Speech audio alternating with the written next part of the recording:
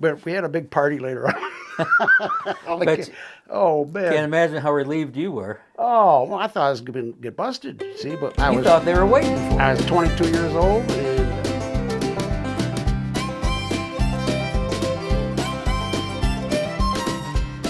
I love that shirt.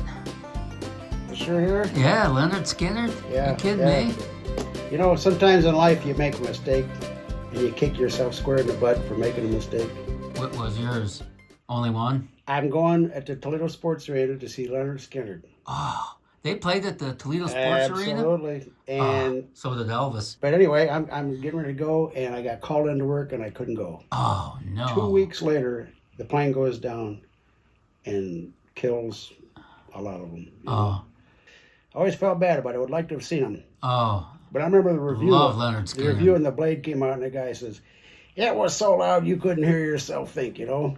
And about 6 months later, here comes Hank Williams Jr. playing the Toledo Sports Arena, and the same reviewer goes, "It was so loud hey, you go to a rock concert, dude. If it's that loud, put earplugs in or something. You know, it's going to be loud. Give I me hope a that freaking poor break." soul never went to an ACD's concert inside. Man. Oh, and the keyboard player, I can't think of his name right. He just died of a heart problem here not too long ago. So there's only one left. There's only one left, and that is Artemis Pyle, I think. He was the drummer. He's the one that, when the plane crash happened, went through the swamp and stuff, and comes to this farmhouse. Help! There's been a plane crash. I can remember laying on my couch, sleeping, and hearing that come over the radio that the Leonard Skinner band had gone down. Mm-hmm. And when I finally processed the information and woke up in the early morning, I thought, that must have been a dream or something. Like, did I really hear that the Leonard Skinner band, my favorite band at the time, went down? And I did hear it correctly, unfortunately. Well, when you talk Southern rock, you're talking Allman Brothers. You're talking yes. and just a lot of bad. Dwayne Allman, after Live at the Fillmore Home, he died 2 weeks later in a motorcycle wreck. Sure.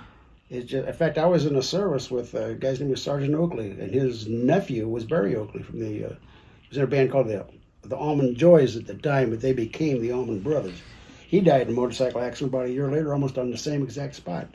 I'll tell you what, you ain't getting my butt on no airplane no more, man. You know, you're watching on the satellite channels, there disasters. You're not doing any more flying? Huh? You're not getting on an airplane?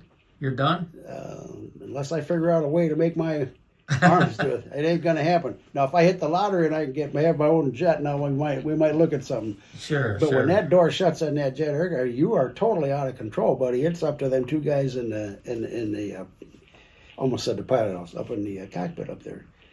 I'm getting more cautious the older I get, you know. Nobody gets out alive. But if I never got on another airplane, I'm okay with that. Yeah, that's the way I look at it. I'd rather be in my little car, in control with all my stuff in the car. And if I want to, I'm the geek that pulls over at every brown historical marker sign, which is often why I travel alone, because it only irritates the people I'm with. So, but that's fun to me. You want to get there, and that's what, airplanes do. And you can escape the winter and go to Florida and put your toes in the sand, and you can do it right now. But to me, it's not about the destination, it's the journey on the way. I know you've heard that before. It really is. If you fly, you miss everything on the way. Yeah. If I could. Driving's more fun. And looking back through some of the more recent comments, there have been a few come in lately that say, hey, what gives? You're chopping your videos up and we don't get to see everything. How about showing us the whole version unedited? And I thought that was interesting because I'm forever mindful of viewers, and I don't want to lose the viewers. And some people were interested in seeing some of the stuff that goes on the cutting room floor. Yeah. My fear, Captain Darrell, is that we might get canceled or something based on some of our conversations. Listen, we are seamen. In my position, I'm an old hippie trying to adjust. So I don't know. We just got to roll with it best we can. And there's a song about that, isn't there? Yeah, Bellamy Brothers. They used to sing it all the time. I love He's an old hippie. But anyway, that comment came from a guy named Joey Vanostrand. That's a cool name. How you doing, Joey? Let's hear it for Joey. You've been to Shiloh. I mean, my goodness gracious, that's I just can't believe anybody could go drive through there and not feel a sense of awe. Oh, I felt it, all right. I just can't see how couldn't happen. Battle of Shiloh, Shiloh, man. Tennessee, April. Gettysburg's the same way. I mean, it's got to be. April 6th and 7th, 1862. It was up to that point the bloodiest battle of the Civil War. The soldiers could not believe what was happening around them. General Grant of the Union Army got his butt kicked on the first day, but reinforcements landed there on the Tennessee River at Pittsburgh's Landing, it's called. And Grant of the Union Army got beat that day, but that night he said, in his calm demeanor, straightforward as he was, said, "Lick 'em tomorrow, though." And by God, he did when those reinforcements landed there and they pushed the Confederacy back. But from that point forward in the Civil War, the Battle of Shiloh became a talking point as soldiers would compare the battles they were in now back to Shiloh's. I was worse scared than I was at Shiloh. And believe me, those soldiers were terrified, as you might expect. War is a terrible thing, and we don't ever want to see something like that in our country again. It just, war is bad anywhere. What's the song say? War, what's it good for? Just the Undertakers, you know? I can't think of much, to be honest with you. But it's the world we live in. Now, folks, let's cut to the chase here. You know, Don's got a marvelous channel here. It doesn't take much to hit that subscribe button. It really doesn't. And hit the like button and leave a comment or two, because it's interesting to read these comments from people all over the world. It really is. And it's not like I'm bombarding people with a gazillion videos every 6 seconds. I mean, at best you get one once a week. So right. Well, and your numbers are up pretty good. I mean, I'm proud of the channel. I want to see it grow more. I am encouraged to know that in regards to the comments that come in, that, you know, the people that are interested stick around for these, because they comment on things that happened in the last 2 minutes, and I'm always amazed. Wow, you watched the whole thing. Well, anyway, I thank them, and once again, I give you a tip of the sailor's cap there. Keep it rolling, folks, because history is something that is too soon forgotten, and if we're both sailors, and we're trying to keep it alive, because a lot of people never heard half of this stuff. So. Yeah, you know what? It's funny because this poor girl, I felt bad for her. She made some art and she put it out on Facebook. She's a college student, and she made this art of Bruce Hudson, one of the youngest to go down on the Edmund Fitzgerald. Sure. She painted and drew pictures of him in his 74 Dodge Challenger, and she weaved in the Fitzgerald and a high C in there too. And some people took offense, and one guy was, "Come on, just leave it alone, you know." And they really went after her, and I felt bad for her, because she was, as she explained, she did this out of respect for Bruce Hudson and the Hudson family, and it's leave it alone. He said, "I was on the Woodruff that night, one of the Coast Guard vessels that went out, and before you say something stupid, and blah, blah, blah," you're going on and on. I'm thinking, my God, she was just trying to do and honor Bruce Hudson. And, you know, people take that one way, and I realize there are differing opinions, and you can take that another way. You know, I went to his Facebook page. He was the one that said, "Yeah, just leave it alone, out of respect for the family." I went to his Facebook page, and he wrote a big, long story on the Edmund Fitzgerald, how he went out and braved the waves that night. And I'm thinking, well, why didn't you leave it alone? I mean, should we leave World War I alone? Should we leave 9/11 alone? Should we leave Pearl Harbor alone? No. We should continue to tell these stories.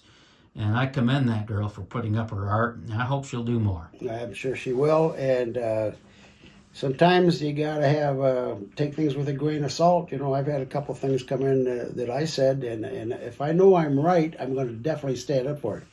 But if I'm wrong, I will admit I'm wrong, and because I'm not perfect. Who's perfect? Who's going to be perfect? You know, just like all the information comes out of that book. Was she 110%, or the guy 110% right and everything? You know, you could have 10 passengers that. There's a lot of stories. In fact, I got a book called "Stories of the Titanic." A lot of the passengers survived, wrote books, and they wrote stories about it in the newspapers and stuff. I think it's called Titanic Voices, if I remember correctly. It's a very interesting book. All sorts of different. You got some people that say she didn't break up and went straight down. You got people that say she broke in half before she. How do you get all these different people with different views like that? You know, I mean, it's amazing. So, I mean, to me, it sounds like virtue signaling. Like I'm trying to be in the right. Leave it alone, you know, out of respect. But again, do we leave 9/11 alone? No, we commemorate it every year out of respect for the people who didn't survive that day. You know, we don't leave our history alone. We talk about it and teach it.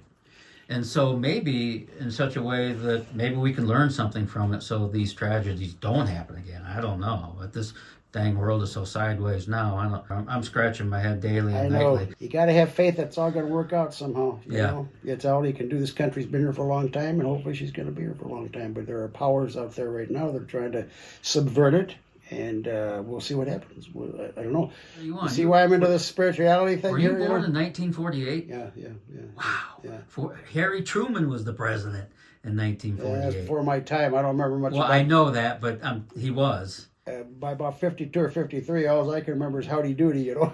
What are your earliest memories?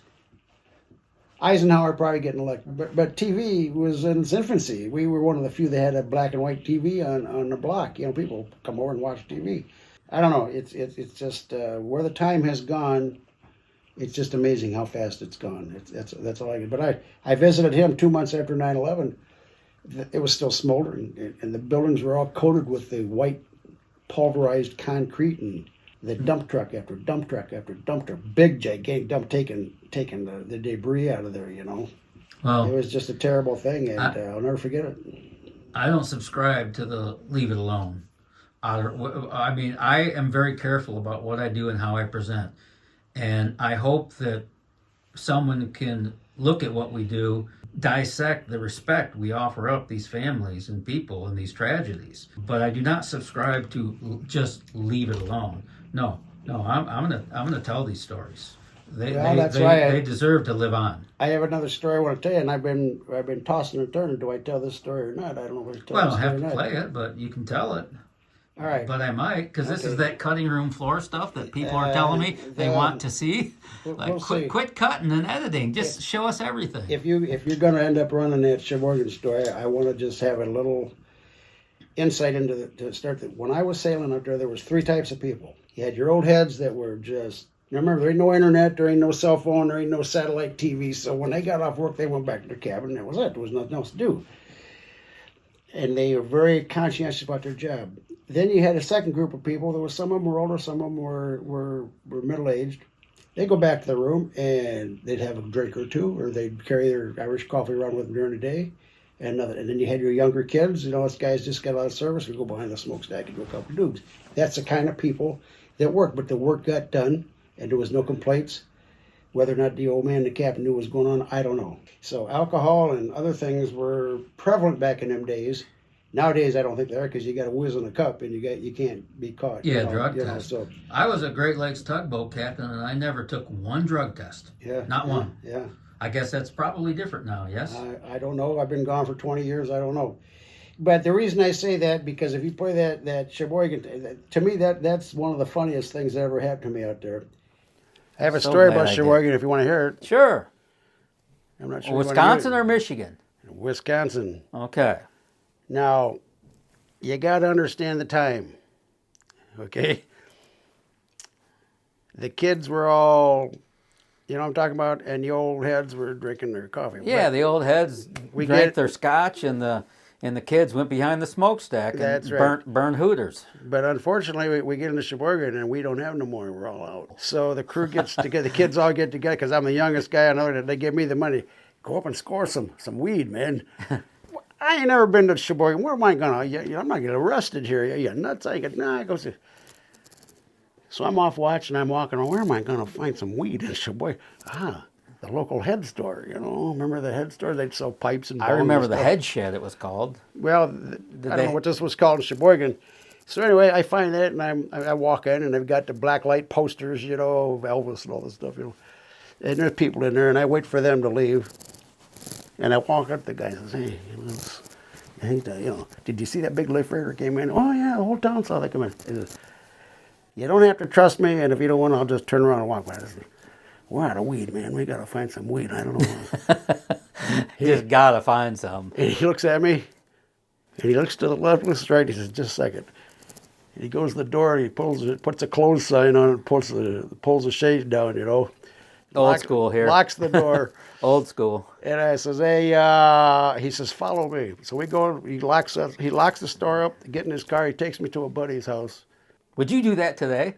get in a car with someone you don't know and go to his buddy's house whom you don't also? Would you do that? Nah, I don't think so. Not in this day. Not when I go to a dispensary and buy it. Well, you know, but it's the same thing with he would hitchhike back then, but you sure as heck wouldn't do it now. No. Anyway, go ahead. he takes me to this guy's house, and this guy had some bomb stuff, man. I'm telling you what.